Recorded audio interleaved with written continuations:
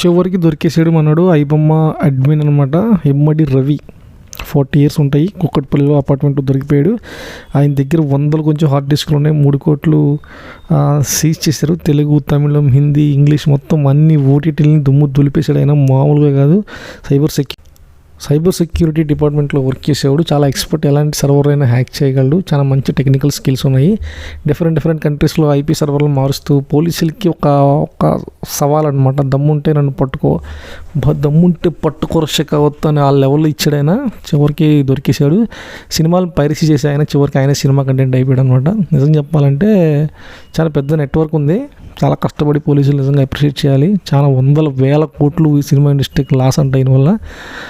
ఒక 3 కోట్లు అయితే సీజ్ చేశారు. కోర్టులో సబ్మిట్ చేస్తారు. ప్రస్తుతానికైతే ఆయనతోనే ఐబొమ్మ వెబ్సైట్లన్నీ బ్లాక్ చేయించారు, డిలీట్ చేయించారు. ఇది ఐబొమ్మ ఎంతవరకు వెళ్ళిపోయిందంటే పల్లెటూళ్ళలో రూరల్ బ్యాక్డ్రాప్ అనమాట. అసలు అక్కడ సిగ్నల్ కూడా రాని ప్లేసుల్లో కూడా ఐబొమ్మ వెళ్ళిపోయింది. వాళ్ళు చూస్తున్నారు, ఐబొమ్మలో డౌన్లోడ్ చేసుకుని చూస్తున్నారు. వాళ్ళు ఎట్లా అంటే ఐబొమ్మ యాప్ ఉంటుంది, చక్కగా క్రోమ్ క్యాస్ట్ కొట్టేసుకుంటున్నారు, టీవీలో ప్లే చేసుకుని హాయిగా చూసేస్తున్నారు కంటెంట్ అంతా ఫ్రీగా.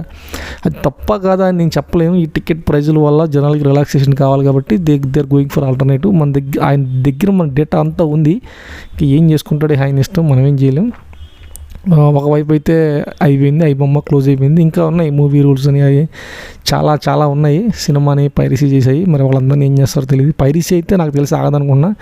అది ఇంకొక ఫార్మేట్లో Part 2లో మళ్ళీ వస్తుందని నేనైతే అనుకుంటున్నాను. మరి చూద్దాం. నాకు తెలిసి ఎట్లా అవుతుందండి, ఒకసారి అలవాటు పడిపోయిన తర్వాత జనాలు పైరసీ చూడడం అలవాటు అయిపోయిన తర్వాత వాళ్ళు మళ్ళీ థియేటర్కి వచ్చి చూసేది అయితే లేదు. వీళ్ళకి రెవెన్యూ ఎక్కడి నుంచి వస్తుందంటే వీళ్ళు గేమింగ్ యాప్స్, తర్వాత ఆన్లైన్ రమ్మీలని, ఇవన్నీ ప్రమోషన్స్లో చాలా వందల వేల కోట్లు సంపాదించాడు. నిజంగా ఒక మంచి టాలెంటెడ్ పర్సన్గా ఉన్నాడు.